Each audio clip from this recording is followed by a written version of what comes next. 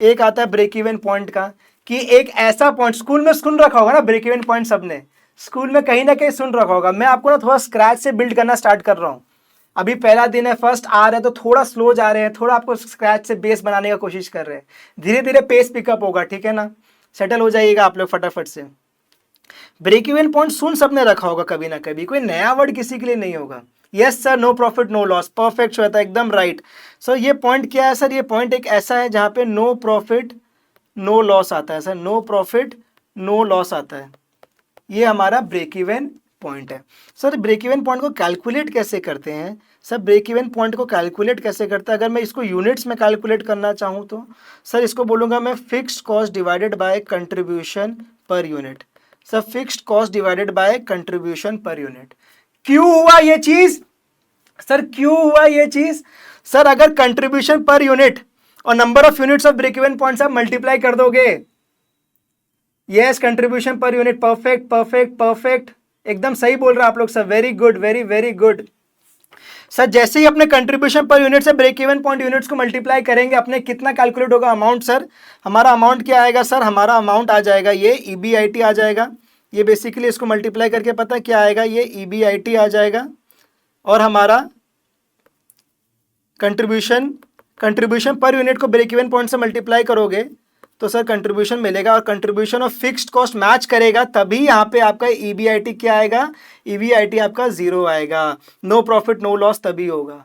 Sir ये contribution per unit को break even point से मल्टीप्लाई करते ही ना जो कंट्रीब्यूशन आएगा that will be equal to your fixed cost and that will give your EBIT as 0। वो लॉजिक है इस फॉर्मूला के पीछे, वो लॉजिक है इस फॉर्मूला के पीछे, समझा क्या? सर ब्रेक इवन पॉइंट्स को और एक तरीके से भी कैलकुलेट करते थे।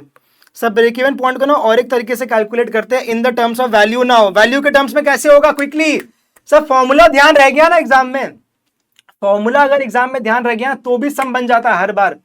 बहुत बार क्या होता है सब अपने भूल जाते हैं, बट फॉर्मूला याद है बस, कैसे भी तो अपना काम बन गया, एग्जाम में सम तो राइट हो गया। Fixed cost by PV ratio, perfect perfect, एकदम क्या धमाल मचा रहे हैं आप लोग सब आज, very good very very good, मजा ही आ गया। Fixed cost by PV ratio, ये हमारा break even point in value का फॉर्मूला बन जाएगा। तो ये चीज़ को अपने को बस ध्यान रखना है। सर ये फॉर्मूलाज को थोड़े ध्यान रखने हैं, कंसेप्ट क्या बोलता है करते हुए चलना है, स्टेप बाय स्टेप बढ़ते रहिए, क्वेश्चन बनाएंगे एंड एग्जाम में मक्खन तरीके से पास होके आएंगे, ठीक है? एकदम क्लियर है क्या? यस यस, एकदम fixed cost by PV, fixed cost by PV, एकदम परफेक्ट जा रहे हैं। इसका भी ना आपको मैं बता रहा हूँ, इसको आप चाहो तो खोल सकते हो। पीवी रेशियो क्या होता है सर? Contribution by sales. इसको आप यहाँ पे ओपन करो खुद ही फॉर्मूला को, फिक्स्ड कॉस्ट डिवाइडेड बाय क्या हो रहा है सर? कंट्रीब्यूशन बाय सेल्स, मतलब sir fixed cost into sales by contribution. ऐसे कुछ भी अगर कॉम्बिनेशन बनना पड़ा क्वेश्चन के लिए तो बना लेना ये सब, ठीक है ना? ये कोई भी टाइप का कॉम्बिनेशन बनाना पड़ा ना क्वेश्चन के लिए तो बना लेना। हो सकता है डेटा आपको सजा के ना दे, हर बार क्वेश्चन में डेटा सजा के नहीं देगा sir. Change in contribution by change in sales, very good, एकदम सही जा रहे हो। तो सर आपको हर बार डेटा सजा के नहीं देगा, तो आपको हिसाब से अपना बनाना पड़ेगा, ठीक है? समझ में आ गई सर? अभी का सेशन कितना बजे तक चलेगा एंड क्या कवर होगा? सर दर्शिनी अभी लेवरेज एंड रेशियोज चलेगा 11 बजे के अराउंड अपने कवर करेंगे, 11 बजे तक सेशन चलने वाला है। मैं आपको बता दूं ये जो मैंने ब्रेक इवन पॉइंट बोल के निकला ना, ये जो ब्रेक इवन पॉइंट बोल के निकला मैंने क्विकली, ये कौन सा ब्रेक इवन पॉइंट है सर? सर ये कौन सा ब्रेक इवन पॉइंट है? ये जो ब्रेक इवन पॉइंट हमने बोल के निकला, is this operating break even point और financial break even point guys? Sir is this operating break even point और फाइनेंशियल ब्रेक इवन पॉइंट? सब बच्चे बोल रहे हैं operating operating operating operating operating, एकदम भर गया।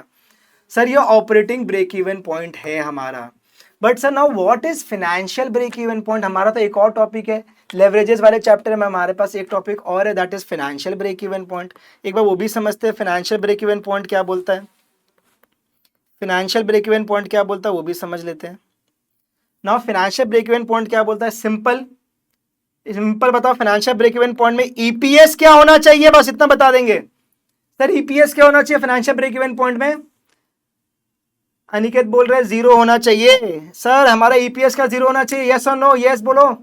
यस सर, हमारा फाइनेंशियल ब्रेक इवन पॉइंट में अर्निंग्स पर शेयर हमेशा 0 होगा, ईपीएस हमेशा हमारा 0 होगा। तो एक ऐसा पॉइंट जहां पे मेरा ईपीएस 0 हो सके वो फाइनेंशियल ब्रेक इवन पॉइंट है। लॉजिक तो वही है ना, ये भी क्या अर्निंग्स 0 है, ऊपर क्या था? EBIT 0 था, मतलब नो प्रॉफिट नो लॉस।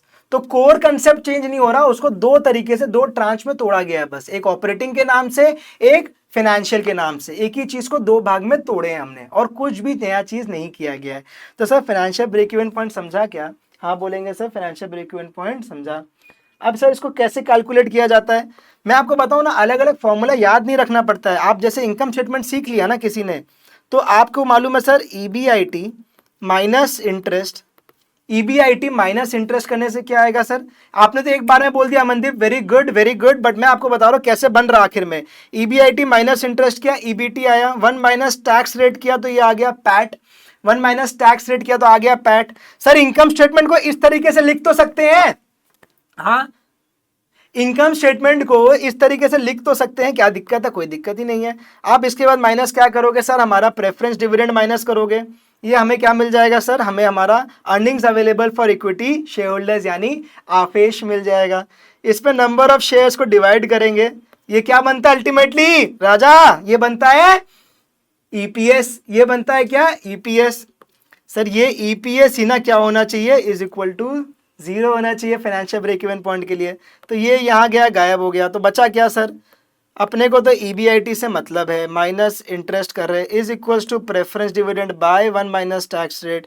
तो अपने को एक ऐसा EBIT लेवल चाहिए जहां पे मेरा preference dividend interest plus preference dividend minus interest plus preference dividend divided by 1 minus tax rate हो जाए, एक ऐसा EBIT लेवल, वहां पे मेरा EPS क्या बनता है? अल्टीमेटली 0। अल्टीमेटली मेरा EPS क्या बनता है? 0। बस यही चीज है सर, इसको अलग से याद नहीं करना पड़ता है।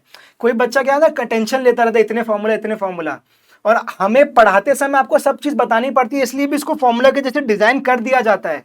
हर टाइप के स्टूडेंट्स होते हैं, समझ रहे हो आप लोग भी, तो हर टाइप से इसको डिजाइन कर दिया जाता है, लेकिन मैं खुद इसको ऐसे याद नहीं रखता, मैं तो ऐसे ही सोचता हूँ और क्विकली दिमाग में कैलकुलेट कर लेता हूँ, यहां तक पहुंचता हूँ कि हाँ interest plus preference dividend divide by 1 minus tax rate. ठीक है ना? पहली बार देखे हैं ई तो पहली बार देखे, ई में समझा नहीं, कोई बात नहीं, चलो।